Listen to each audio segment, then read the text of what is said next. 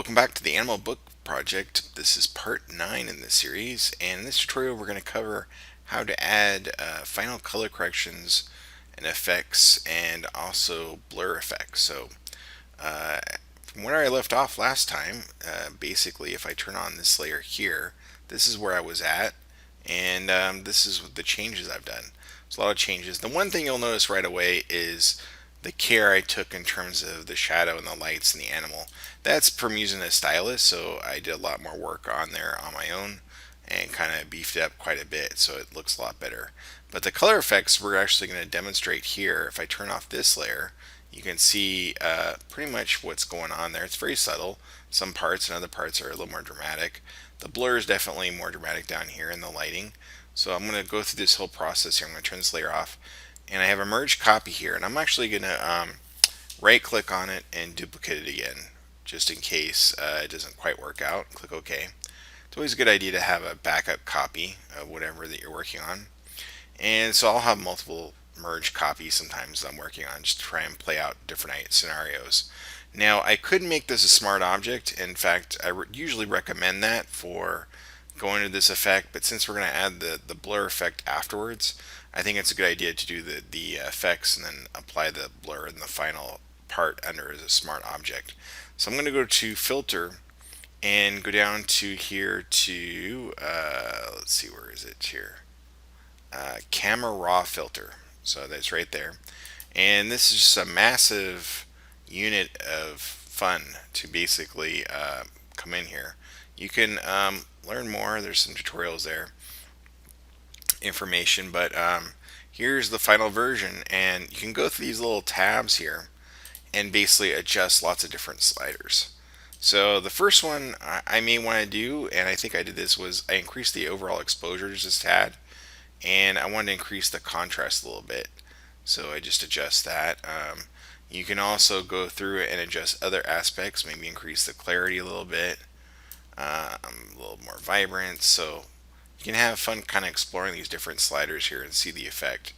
Under tonal curve, I didn't do anything. Sharpening, I did a little bit already. I could add a little bit more if I want to. Just one little bit there, maybe. HLSL sliders. This one, I basically, I believe, increased the aquas and the cyans just by dragging them a little bit. You can kind of see what happened there. So, but you can adjust those however you want. And they have it under saturation and luminance, so you could choose, whichever of these three tabs to work from. The split toning is really fun. So this one here, I took the shadows in a different direction just by increasing that. And you can kind of see once you start increasing the saturation, what happens to them. They start to change the color. And then the highlights, you can do the same thing. So you can drag this slider over to wherever along here and increase the saturation however much you want, and you get this really awesome sort of split toning image. So I think I'm gonna kind of finesse this a little bit. Let's see. I don't want quite so much green, like you can see as it goes over here. Actually, the shadows in the blue range seems kind of nice to me, so I think I'm going to have it around there. And then the lens correction, this is where you can add lots of really fun distortion. I'm going to leave this at 0 though, so no distortion. I am going to affect the vignetting, so I'm going to drag to the left here. It'll create like a, if you keep dragging over, like a shadow effect around the corners. So you can kind of do that, which is nice. And then under FX, you can add some grain. So you can just drag that slider and get some more grain going on in the background. I'm going to leave that kind of at 0 though. And then calibration, let's see. I might add a little bit more of the red, or a little less. Let's see. I mean, this is kind of the fun, is just to kind of play around with these, the shadows, and just see the effect and see what you like with it. The blues, maybe increase that a little bit. I do want this blue to be kind of brighter. I like that in there. And then there are presets here you can play around with and explore.